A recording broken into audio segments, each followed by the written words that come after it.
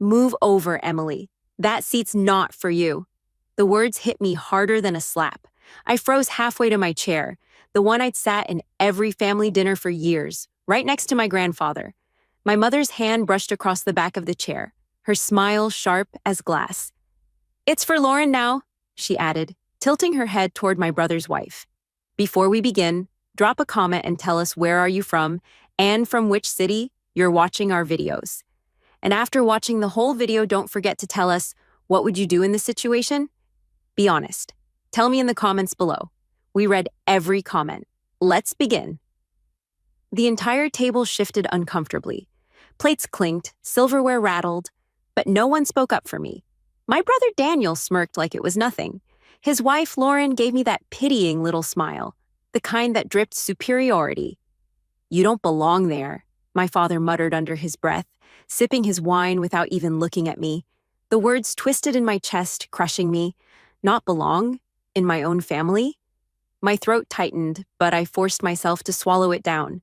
Showing emotion here would only feed them.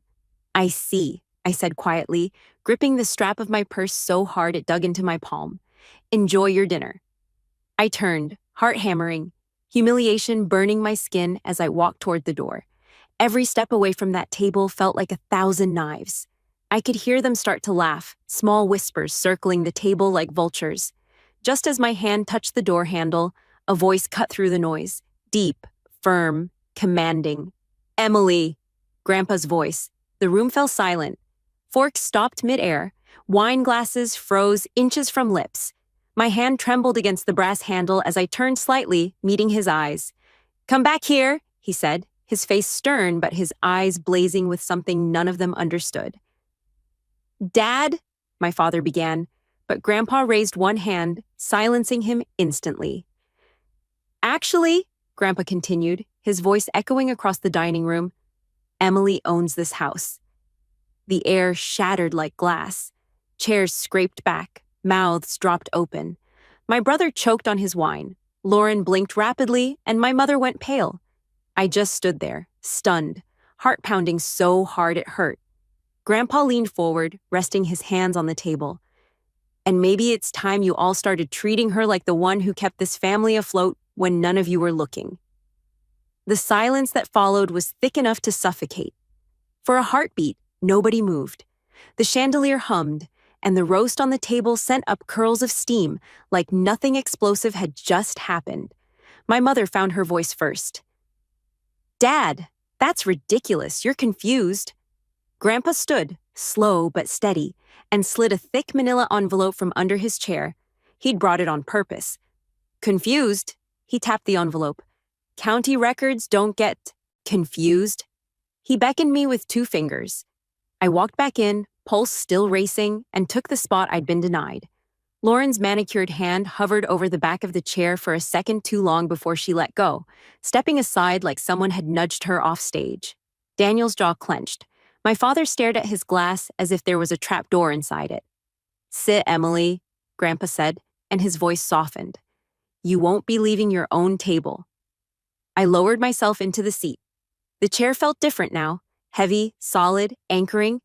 Grandpa opened the envelope and pulled out papers, each one creasing with a crisp whisper as he set them down. "Grant deed," he said, tapping the first. "Recorded with the county on March 9th this year. Property held by the Klein Family Trust, successor trustee. Emily Klein." "What?" Daniel's voice cracked.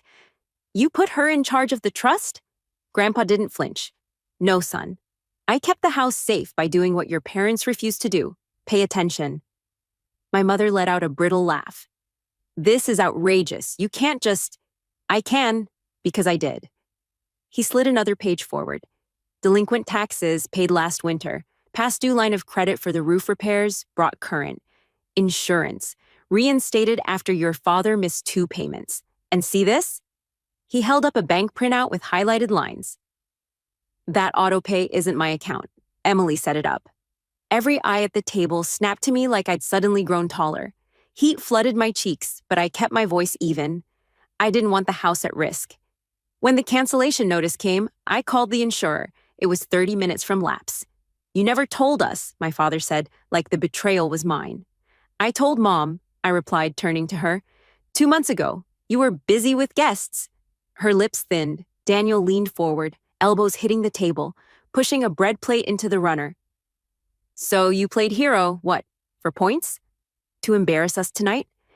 Daniel, Grandpa warned. Don't Daniel me, he snapped, the old sibling heat radiating off him. You've always liked looking good in front of him? He jerked his chin toward Grandpa. Teacher's pet. I felt that old flicker of anger and let it pass. If I'd wanted to embarrass you, I would have spoken up when Mom told me to move. Lauren cleared her throat delicately. We were trying to make it easier for seating, that's all. It wasn't personal, Emily. Lauren, Grandpa said, voice still calm but edged with steel. You've been telling folks at your club the house would hit the market this fall. She blinked. What? No, Don't insult me. Half this town has known this address since before your real estate blog was a thing. Word gets around. Your words get around. He picked up another sheet. And your agent friend sent me a note, unsolicited, about staging. A blush rose to Lauren's ears. Daniel's glare pivoted to her. You did what? I was trying to help, she said quickly. Your parents are overwhelmed and the market's good.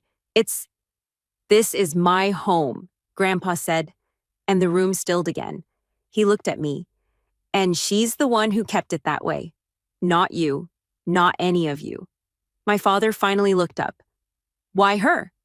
Because I spent nights on hold with the bank? Because I showed up when no one else did? I didn't say it. Grandpa did. When I had my procedure last year, who drove me? Emily, he said. When the porch steps started sinking and the contractor overcharged us, who negotiated? Emily. When the leak ruined the hallway wall, who tore up their weekend and came with a dehumidifier from her apartment? Emily. He paused, letting the list land. When the mortgage lender sent a compliance letter your wife tossed in the recycling, who dug it out? Emily. My mother's fork scraped porcelain. Enough, Dad. He didn't stop. She's not loud about what she does. That's the difference. Silence held. Grandpa slid me a set of keys I already had, the ones I'd been carrying since college. They felt heavier tonight. You decide who sits where in this house, he said. You decide who respects it, starting now. I looked down the length of the table. The faces were a study in denial, embarrassment, fury. My heart thudded. A younger me would have tried to make everyone comfortable, apologized, smoothed it over. I wasn't younger. I'm not kicking anyone out, I said, and saw a few shoulders loosen. But the insults stop. The threats to sell stop. If you don't respect me, you can't stay. Lauren blinked as if weighing the optics. We respect you. You called me temporary, I said evenly. Last week. Her mouth opened, closed. Daniel shifted. What's the plan then, owner? He said, half sneer, half challenge. Going to flip the dining room and post it on Instagram? I'm going to keep the roof over Grandpa's head, I said. I'm going to fix the plumbing that's been knocking for 3 months. I'm going to lock the liquor cabinet so strangers from your poker nights stop stumbling through here at 2 a.m. And I'm going to change the alarm code tomorrow. My mother's eyes flashed. You wouldn't... I already did, I said, keeping my tone gentle. I'll text you the new one tonight. Grandpa's mouth twitched at the corner. Pride. It hit me like a warmth I hadn't felt in years. Daniel pushed back his chair hard enough that the legs screeched against the floor. This is a joke, he said, looking to Dad for backup that didn't come. We're letting her play sheriff of the dining room because she paid a couple bills. Grandpa's gaze didn't waver. Because she saved what you were too busy to notice you were? Losing. My father exhaled, long and tight. What does this mean for the estate?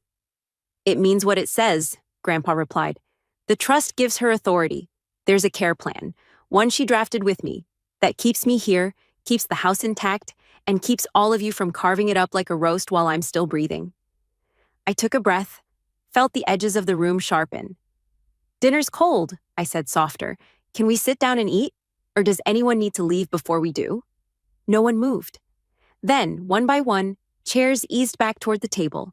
My mother adjusted silverware needlessly. Lauren smoothed her napkin. Daniel sat last, defiance still humming off him. Conversation, when it returned, was clipped and careful, like people crossing a creek on slick stones. Grandpa asked me about the appointment with the contractor. I answered. He told a story about the year the power went out on Thanksgiving, and we grilled the turkey in the driveway. People laughed, real for a second. Halfway through, Daniel tossed his fork onto the plate. "So we're just not going to talk about the fact that she blindsided us?" he said, voice pitched to cut. I met his stare. "I didn't blindside anyone. I asked for help," I said. "I asked you 3 times to move your car so the plumber could park. I asked Mom to keep the contractor list. I asked Dad to answer the insurance call. No one did. I learned not to ask. I fixed it." "Wow," he said, slow clap in his tone. "Congratulations." "Dan," Lauren hissed. "No, let 'em," I said. My hands were steady now. "Say whatever you need to say, but we're not dumping this house for a down payment on your next rental. I'm done apologizing for protecting something that doesn't come back once it's gone." He stood again, the chair legs scraping.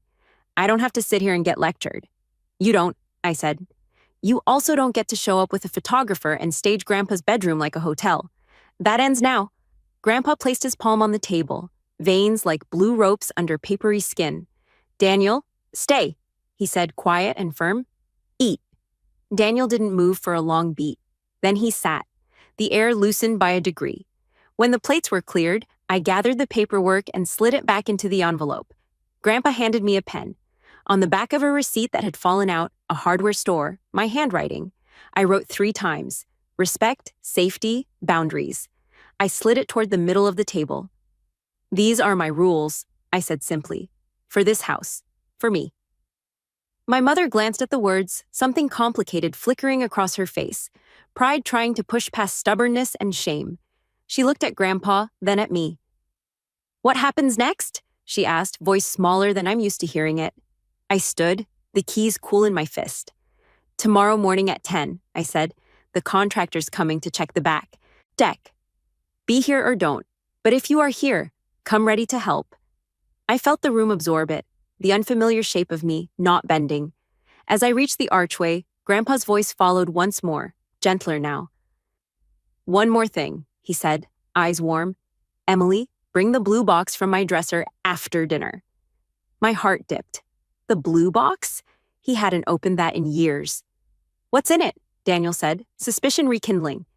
Grandpa smiled, a private kind of smile I'd only seen a handful of times in my life. "The next part of this story," he said, "and a truth your sisters earned the right to hear first." The dining room emptied faster than I expected. Plates scraped, chairs dragged, and excuses floated in the air. Lauren claiming she had emails to send, my mother muttering about needing aspirin, Daniel storming out without so much as a goodbye. Only Grandpa and I stayed behind. He sipped his coffee slowly, watching me in that way that always made me feel both exposed and seen. "You handled yourself," he said finally. "I don't feel like I did," I admitted, my voice low. "I feel wrecked. Like they all saw me as an intruder in my own skin." Grandpa's lips twitched. "That's because they did. You being strong doesn't make them comfortable. You make them face what they've avoided. And Emily?" He leaned closer. "You've always been stronger than they wanted you to be." I stared at the flickering candle in the middle of the table. "When you said I owned the house, was that really necessary? Couldn't it have waited?" "No," he said firmly. "You were about to walk out the door with their words carved into your back. That's not what I raised you for. You needed to know this was yours before you forgot it." The blue box appeared in my memory. My chest tightened. "You mentioned something earlier." "The box." Grandpa nodded. "Bring it here." I slipped into his bedroom. The air carried that mix of cedar polish and his aftershave. On the dresser sat the box, dusty, worn, locked with a simple brass clasp. When I carried it back, my hands trembled. He took it, set it between us, and opened it. Inside lay yellowed letters, a stack of photographs, and a folded legal document. My throat dried. "These," Grandpa said, lifting the photos, "are from when your grandmother and I bought this place. It wasn't much then, just walls and hope. But every nail meant something. She wanted it passed down to the one who understood home as more than property." He slid the folded document toward me. My eyes caught the heading, Amendment to Family Trust, my name printed bold underneath. "This isn't about cutting anyone else out," Grandpa said. "It's about recognizing who showed up. The law needed a successor trustee. I picked the one person who never treated me like a burden, Emotion hit my throat so hard I had to bite it back. They're going to hate me for this. They already decided to, he said simply. Might as well give them a reason that matters. The front door slammed upstairs, Daniel's heavy footsteps pacing, then silence. I exhaled sharply. He won't let this go. No, Grandpa agreed. But you're not here to manage his anger. You're here to protect what protects us. I closed the document, sliding it back. My hand steadied. Then I'll do it, no matter what they throw at me. Grandpa smiled, lines deepening around his eyes. That's my girl. A knock at the door startled us both. It was late, far too late for a neighborly drop-in. I rose, heart quickening, and opened it. Daniel stood there, face hard, eyes sharp. He didn't bother stepping inside. You think this is over? He hissed. You embarrassed me in front of everyone. You think you can sit at that table and throw rules like you're the sheriff of this place? I gripped the door frame. It's not about rules, Daniel. It's about respect. His jaw worked like he was chewing on rage. You'll regret this. Grandpa's voice called from behind me, steady but thunderous. She won't, but you might, if you forget who holds the keys. Daniel's glare shifted past me to Grandpa, and for the first time that night, I saw something flicker in him, not anger, but fear. He turned sharply and walked off into the night. I shut the door slowly, my pulse still racing. Grandpa exhaled. This was just the beginning, he said quietly. Tomorrow, they'll test you harder. And deep down, I knew he was right. The morning after felt heavier than the night before. The house creaked like it knew the storm brewing inside. I barely slept. Daniel's threat kept replaying, and every footstep outside made me think he'd come back. At 10 sharp, the contractor knocked. I led him to the back deck, clipboard in his hand as he inspected the sagging boards. Grandpa sat nearby, bundled in a cardigan, watching like a silent witness. Halfway through, tires crunched the gravel. My stomach dropped. Daniel's SUV, and behind it, my parents' sedan. They piled out like soldiers on a mission. My mother's lips pressed thin, my father's jaw set, and Daniel looked like he hadn't slept at all. You had no right, Daniel barked the second he stepped into the yard, changing alarm codes, bringing strangers here without telling us, acting like some queen. I faced him head on. I told you last night, this house needs repairs. I'm not waiting for permission to keep Grandpa safe. My mother cut in, her voice sharp. Emily, enough. You're tearing this family apart with your need to control everything. I almost laughed. Control? I'm holding together what you were willing to let rot. Don't twist that into villainy. The contractor shifted awkwardly. I'll come back later, he murmured, escaping through the gate. Daniel took a step closer. You think paperwork makes you powerful? You're nothing without us. You'll crack the second you're alone. My heart pounded, but I didn't back up. Funny, I said softly, I've been alone most of my life in this family, and somehow I didn't crack. I built the silence that followed was sharp enough to cut skin. My father finally spoke, his tone low but laced with bitterness. You embarrassed us. Do you have any idea how it felt sitting there while Dad paraded you as the hero? Do you know what people will say? Grandpa's voice boomed behind me. Enough! They turned. He struggled to his feet, leaning on his cane, but his presence filled the yard. What people will say, he thundered, is that when this house was falling apart, Emily saved it. While you were worried about appearances, she was paying the bills you ignored. Daniel's face flushed red. She turned you against us. Grandpa shook his head. Number, you did that yourselves when you chose pride over responsibility. I felt a strength rise in me, one I didn't know I had. I stepped forward, closing the distance between me and my brother. This isn't about me versus you, Daniel. It's about a home that deserves respect. If you can't give that, then you don't belong here. His eyes widened at my own words echoing back at him. He opened his mouth, then shut it, rage choking his response. My mother's voice softened, almost breaking. Emily, please, you don't understand. This house, it's tied to everything. Our reputation, our reputation? I snapped. Do you even hear yourself? Grandpa's health, this home's safety, my sanity. Those don't matter, but the neighbors' whispers do. Tears stung my eyes, but my voice stayed strong. I'm done being invisible so you can keep your image polished. I won't apologize for doing what you wouldn't. The air thickened. For once, none of them had an answer. Grandpa stepped beside me, placing his trembling hand on mine. I made my choice clear last night. This house is Emily's responsibility now. If you can't live with that, the door is open. But stop tearing at her like wolves. Silence stretched. My father finally looked down, shame flickering across his features. My mother turned away, eyes glistening. And Daniel stormed off again, his car roaring out of the driveway, gravel spitting. The quiet that followed was almost holy. I let out a breath I didn't know I'd been holding. Did I do the right thing? I whispered. Grandpa squeezed my hand. Right and easy rarely meet, but tonight you'll sleep without that weight on your chest. That's how you'll know. For the first time in years, I believed him. As the sun set that evening, I stood on the porch, the house warm behind me. It wasn't just wooden walls anymore. It was mine, not as property, but as proof. Proof that I could stand even when they tried to erase me. And maybe, just maybe, they'd learn respect the hard way.